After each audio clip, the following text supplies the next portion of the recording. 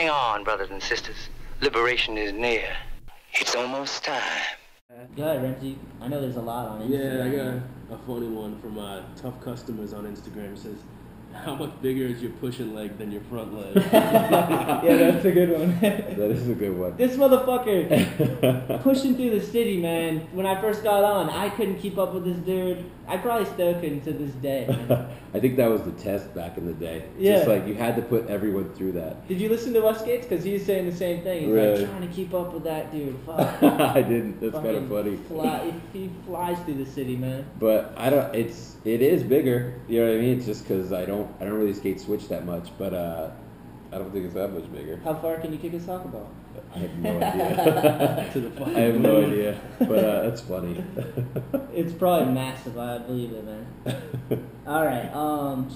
Rocky Lee said, "Want to skate with us?" Question mark. Yeah, I mean, if you come to the city, chances are, and you're skating downtown, I'll definitely see you. So not on a day when it's like 10 degrees like today, but Yeah. I'd say if it's over 30, you know what I mean, I'll be out there. Where do you skate in the city now? Like, where's your spot where you just want to go have fun and you just cruise? I really am psyched to learn tricks right now at the new LES park. Oh, sick. Hell yeah. You know what I mean? That project was amazing. Getting the money from Nike and being able to make, how often do you get $500,000? Yeah. You know what I mean? And they say, okay, Steve, here's, this is for a grant, go design a park that is, 5 minutes from where you live. Yeah, that's a dream come true. You know what I mean? Like in downtown where, the best, I don't know, for me the best thing is really not the park. It's like the crew that's at the park all the time, the locals. Yeah. You know what I mean? My route is, I'll go skate downtown. I'll usually head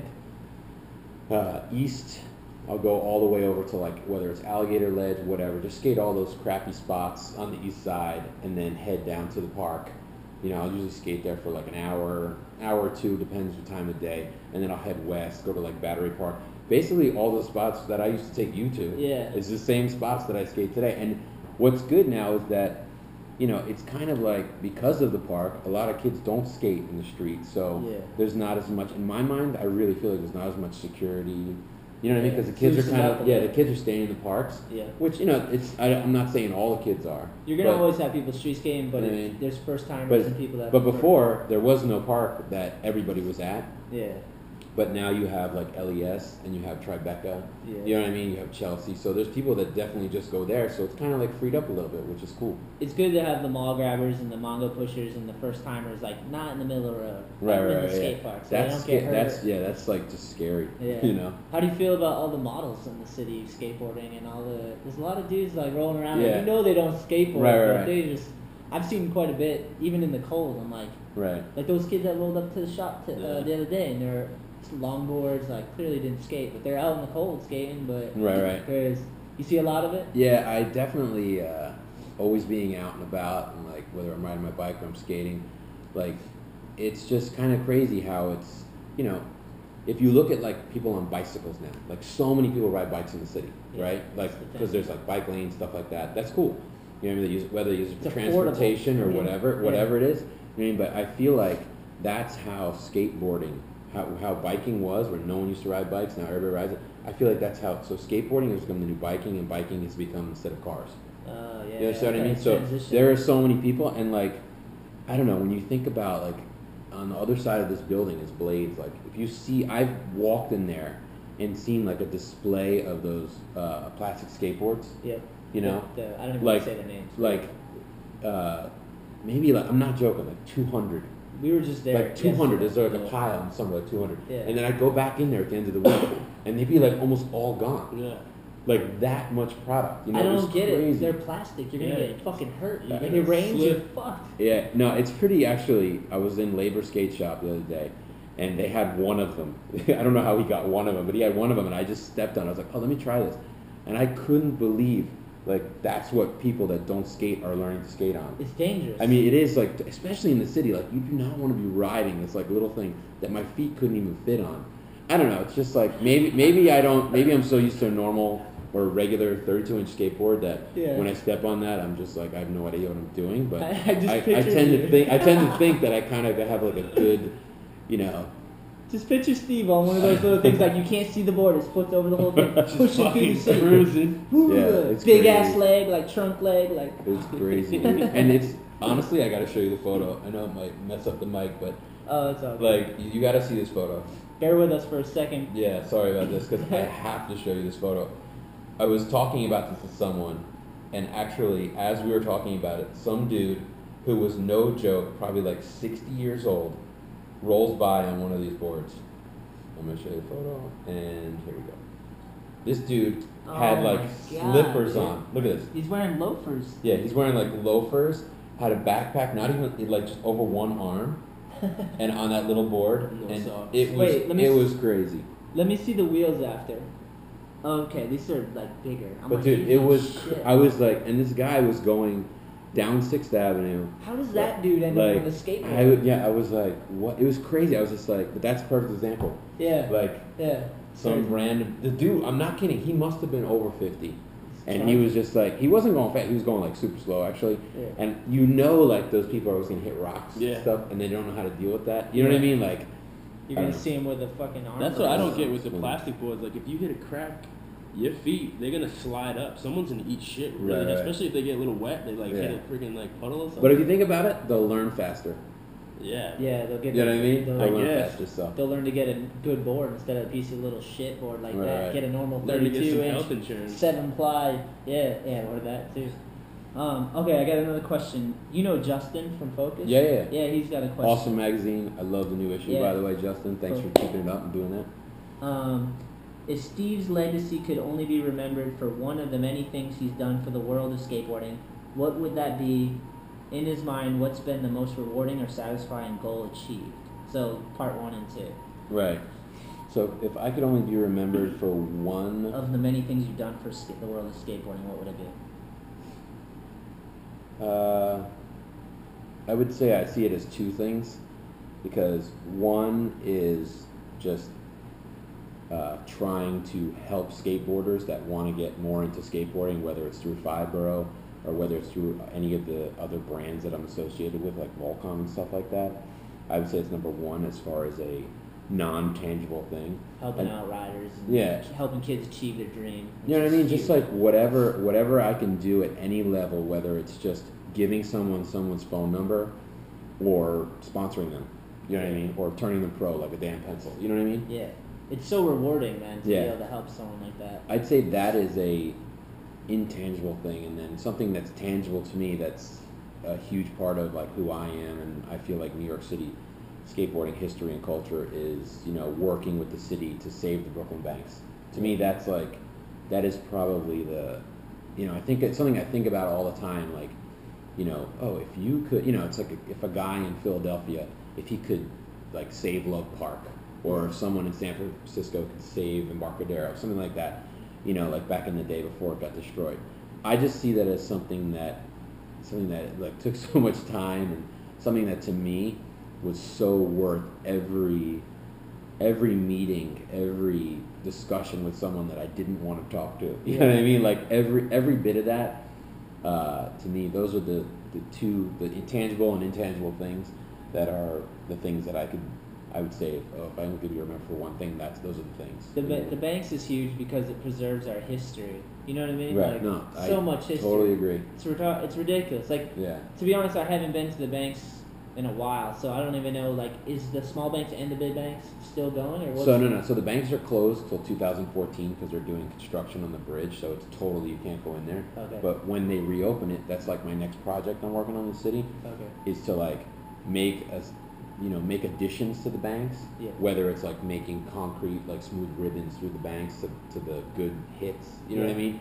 So it's something I'm working on, yet to come. I have basically a year to figure it out, because in 2014 it opens up, and I want to do kind of like similar to what I did at LES, where it took a spot that exists, so you don't have to like deal with, you know, city council or whatever it is, say, I want a new skate park. No, it's like there is a skate park, and I want to make it better. I think that's rad. Like, a lot of people just build the new parks, but keeping the banks and just adding to it, that's so fucking awesome. Making it so that you'd go there, and say if you never skated the banks, it would be the best place you skated, You know what I mean? But you don't see it as like a skate park. You see it as like, oh, it was this legendary spot. You know what I mean? Yeah, and you can kids like I came to New York City at a young age, and that was the first place I wanted to go. Right. Because of the videos, because of the magazines, because all the history, and even now when I go there, I still get a feeling inside of me. I'm just like, oh my God, this is the place. Yeah. You know what I mean? I mean, when you're there, like, regardless of the first time I went there to like the last time I went there,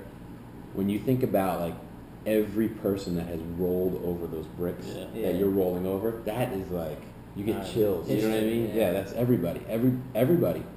Pretty much. There's not one. I'd say there's probably because top pros are because top pros are so young now. You know what I mean? But I'd say there's probably not one top pro that hasn't skated there. Yeah. You know what I mean? Sure. So. Or fell in the bird shit that was there. Oh, exactly. Or got some sort of fucking disease from the fucking dirt that was there. Yeah. Is it still pretty grimy? I imagine now it's like so grimy because you don't have it. Yeah, it'll be a big project. Yeah. It'll probably be $1 million project. You know what I mean? Could you put my name somewhere? Well, you could actually put your name somewhere by buying a brick. Damn. Imagine if I offer that. That's a rad idea. Like make a new section. You can have your name. You have your company name. Buy a brick. $25. I got the idea from Home Base Skate Shop. My man Poe. We talked to homie. Yeah. I bought a brick over there.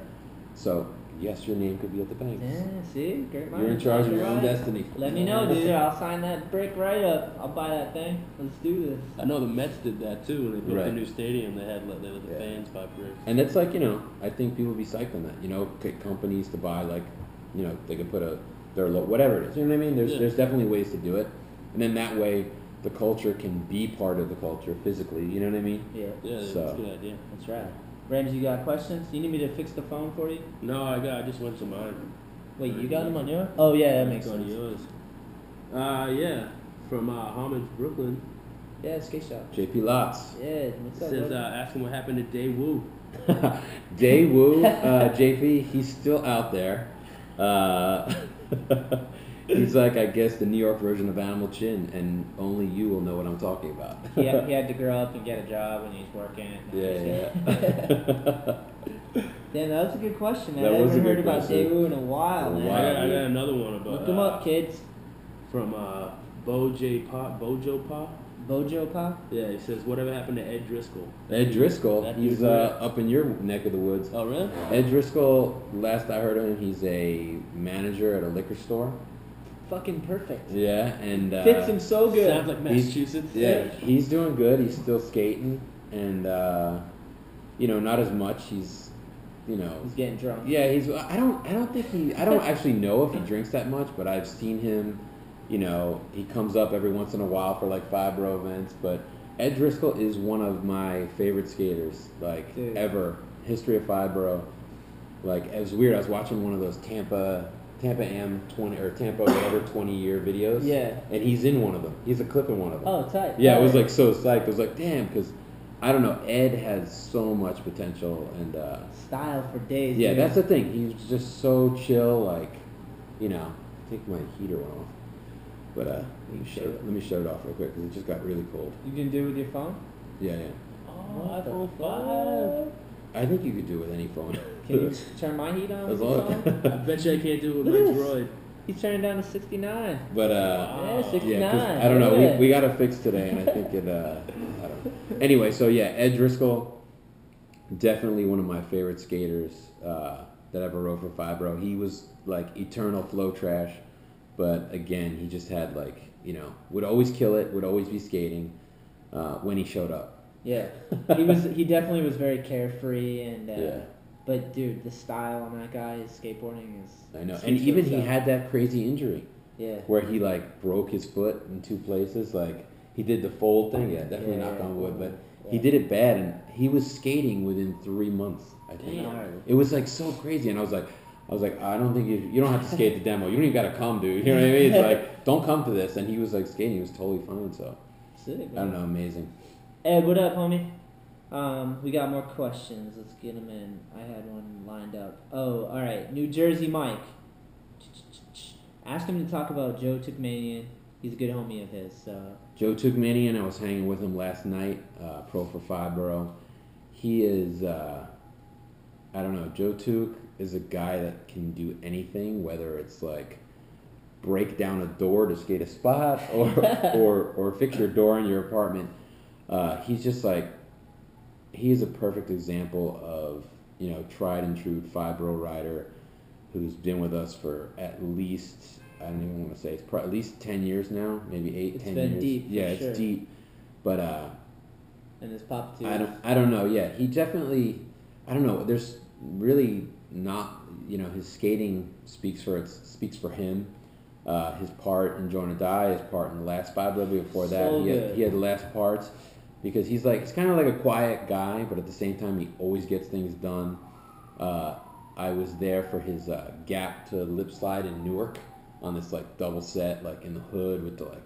It was just so chaotic, but the way he handled everything, like he's handling the security guard, he's handling the 3 drug dealers saying, if you make the cops come here, we're gonna kill you. You know what I mean? He's handling like all the kids running around. Plus he's handling the trick that's got to, like, he's just like so on point, so concentrated, and you know, it's just, I like that. I like the way he skates.